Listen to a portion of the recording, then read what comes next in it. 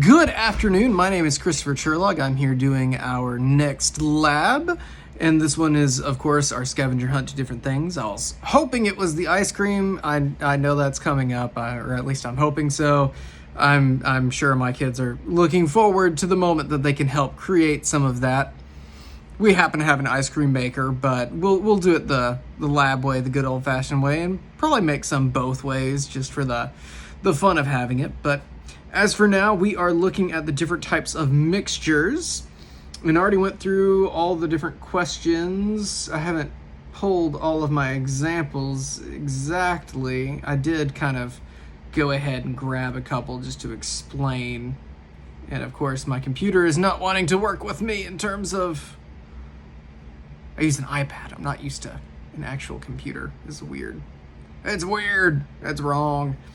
Anyway, so we're going to start off with our homogeneous mixture. So a mixture that is two things that have completely bonded that aren't going to separate. And of course, being a good Southern person, my favorite example of that would be our enormous jug of sweet tea over here, because the sugar molecules have bonded with the tea-absorbed water so that it is completely bonded, and it'll eventually stink a bit as the bonds start to break down, but the mixture is not going to just up and separate.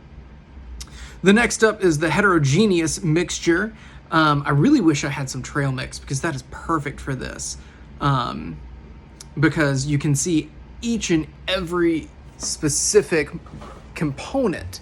But in terms of a good heterogeneous mixture, I think the kids would appreciate using... What should we grab in here? I think it's easiest to grab this. So we have this colored goldfish. While everything is similar, there are different dyes mixed in, which means there are different components. You could also go with the ever-popular chicken noodle soup, which has a blatant different components that you can see creating the mixture that is edible and delicious. So next up we have a mixture that can be separated by filtration. Well, of course, the chicken noodle soup you can filter out all of the different parts and just be left with the chicken broth. And that's probably my favorite example of that. You can also go through and separate the oil from peanut butter or things like that. So a pure substance, of course, the purest substance that's going to be in most kitchens is you have, water, or you have, let's see here. I don't think oil is a pure substance. It's bonded, so it's more of a homogeneous mixture. But I think water is probably the best example that I have in my kitchen of a good pure substance. So an emulsion next. I remember writing about a good example. Oh yeah, that's right. So emulsion, two different liquids that are combined together that will eventually separate out, but you can recombine them. Things like, ketchup, since the vinegar separates from the tomato juices and paste. You also have barbecue sauces that eventually the vinegar is going to separate out, or the ketchup, whatever you use as your emulsifier.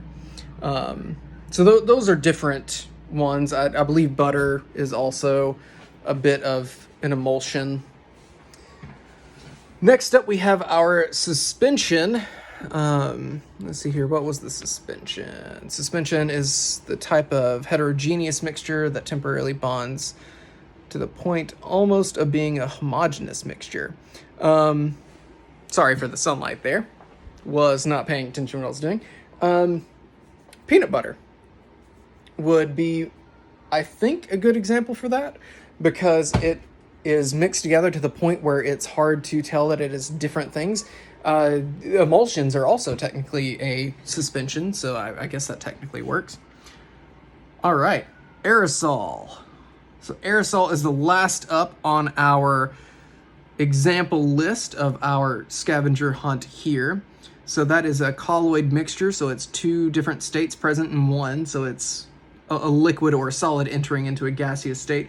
And I don't have it physically here, but the example that just screamed in my mind of that is steam. And I guess I could have heated some water on the stove and created some steam or something, but I didn't want to cause problems, and I need to clean my kitchen. I apologize for that if you've seen a mess. We have kids, and tons of neighborhood kids, so it's kind of hard to keep things clean.